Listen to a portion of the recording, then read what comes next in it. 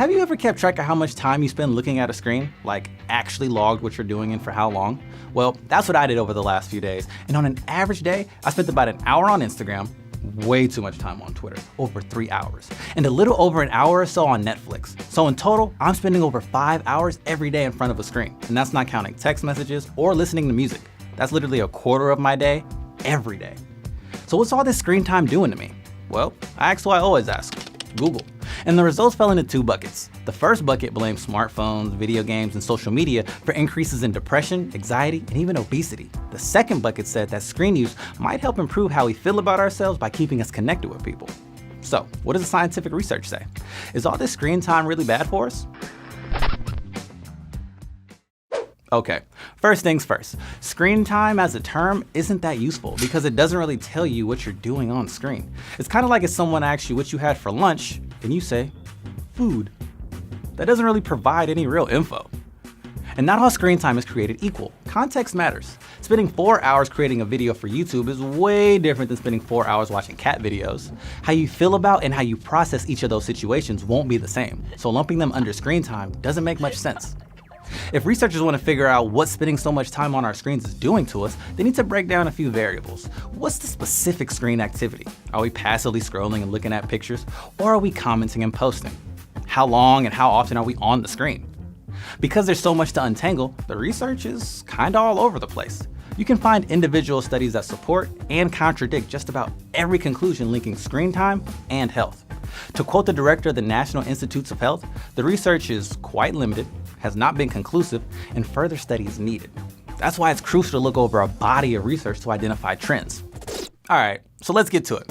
Our digital lives can take a physical toll on us, and I'll be the first to admit, I'm usually on my phone right before I go to bed, even though multiple studies have shown that that leads to bad sleep. And we all know what can happen without enough sleep. Concentrating on things is hard, you can get irritable. I sort of walk around like a zombie, and sometimes me no make when I talk I. Sense? And it's not just me. In 1991, 26% of teens were getting less than the doctor recommended 7 hours of sleep a night. Today, that number is over 40%.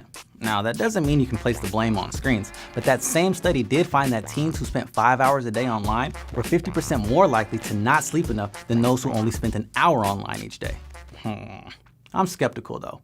Who are those people that say they only spend an hour online a day, and why are they lying to researchers? Doesn't make sense, doesn't add up. Some researchers even use the term addiction when talking about how we interact with our devices.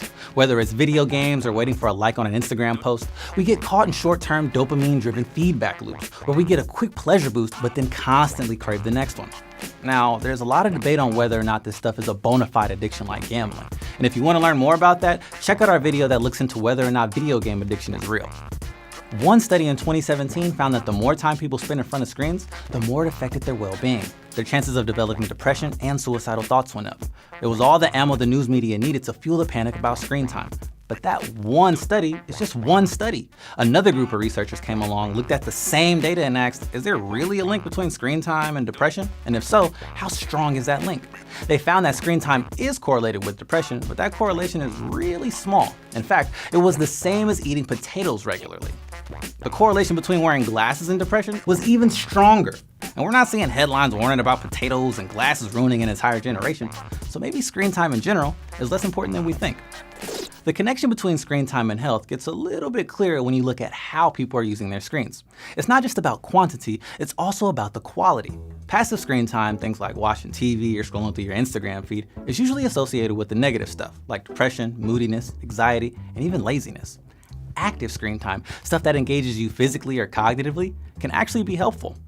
Screens also allow us to stay connected with people. With technology like FaceTime, I could talk to my best friend who's on the other side of the country right now. Now sure, some people have to deal with feeling overwhelmed because of drama or feeling pressure to only post a highlight reel of themselves to make them look good to others. But in many studies, a majority of teens say that social media mainly helps the relationships they already have with their friends. And almost 60% have met a new friend. Like me, I just recently visited a homie in Canada who I've known online for like 7 years, so that was pretty awesome. Shout out to Shannon.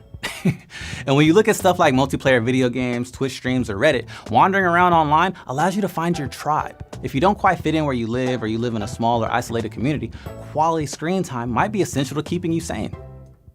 So, what do you think? What screen activities do you value, and what do you want to cut out? Let us know in the comments below.